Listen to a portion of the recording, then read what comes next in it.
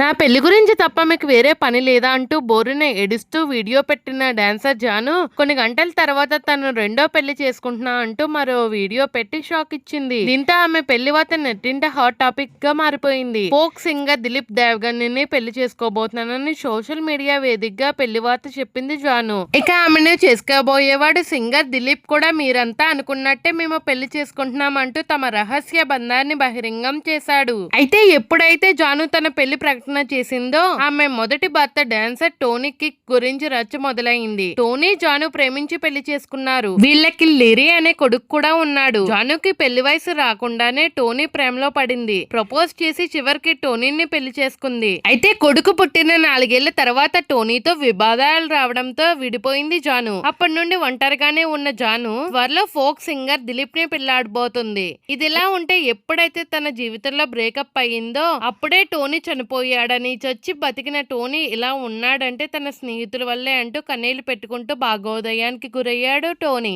ఓ media channel కి ఇచ్చిన ఇంటర్వ్యూలో టోనీ తన కొడుకు గుర్తు చేసుకుని కన్నీటి పర్వతం అయ్యాడు. ఎందుకు విడిపోయాం అనేది కారణం చెప్పడం ఇష్టం లేదు. అయిపోయిందేదో అయిపోయింది. ఆమె గురించి మాట్లాడడం కూడా నాకు ఇష్టం లేదు. ఆమె గుర్తుకు రాదా అంటే రాదు. ఎందుకంటే అంత అనుభవించా.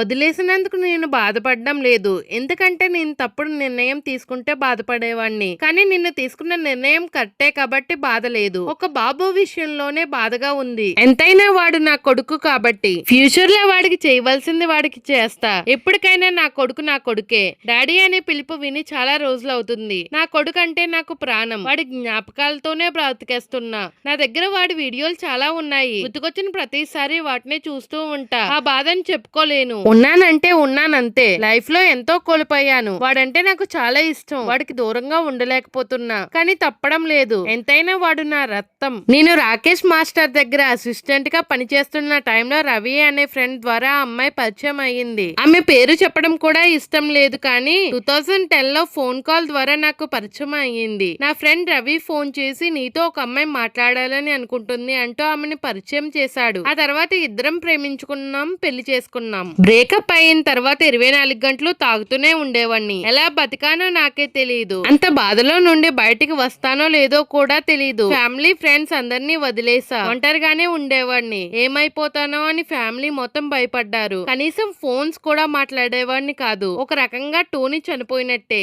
అలాంటి నన్ను మళ్ళీ మనిషిగా చేసింది నా స్నేహితులే. నన్ను సపోర్ట్ చేసి మళ్ళీ నిలబెట్టారు. బాబు కోసం ఒంటరిగా ఫీల్ అయిన ప్రతిసారి తోడుగా ఉన్నారు. ఆ సంఘటనతో నేను ఎంత ఎఫెక్ట్ అయ్యానంటే నాకు ఒక చెవి సరిగా పనిచేయదు. డిప్రెషన్ లో వెనుకడి శక్తి తగ్గిపోతూ ఉంది. 30% ఒక చెవి పనిచేయదు. ఎక్కువ ఆలోచన వల్ల బ్రెయిన్ నరం, ఇయర్ నరంపై ఒత్తిడి ఎక్కువ అయిందని డాక్టర్లు చెప్పారు. దానివల్ల బీపీ పెరిగినప్పుడల్లా చెవి సరిగా పనిచేయదని చెప్పారు. చెవిలో ఒక శబ్దం వినిపిస్తూనే ఉంటుంది. ఒంటరిగా ఉంటే ఆ సౌండ్ ఇంకా పెరిగిపోతుంది. చాలా హాస్పిటల్ కి తిరగ్గా కానీ తగ్గలేదు. కూలింగ్ లో కూడా ఉండలేను. ప్రేమ అనేది అమ్మా నాన్నల దగ్గర ఉంటుంది. అదే ప్రేమను పిల్లల దగ్గర చూపిస్తాం. చిన్ను నా దగ్గర 4 ఏళ్ల వరకు ఉన్నాడు. ఆ తర్వాత తీసుకుని వెళ్ళిపోయింది. 4 ఏళ్ల వరకు వాడు నాతోనే ఉండేవాడు. వాడు గుర్తుకొచ్చిన ప్రతిసారి ఏడుస్తూనే ఉంటాను. ఇంటికి పోతే నా కొడుకే గుర్తుకొస్తాడు. అందుకే ఇంటికే పోను. ఎందుకంటే ఇంటికి వెళ్తే అన్న వాళ్ళ పిల్లలు ఇంట్లో ఉంటారు. వాళ్ళతోనే ఆడుకునేవాడు. వాళ్ళని చూస్తే నా కొడుకు గుర్తుకొస్తాడు. అది నేను ఫేస్ చేయలేకపోతున్నా.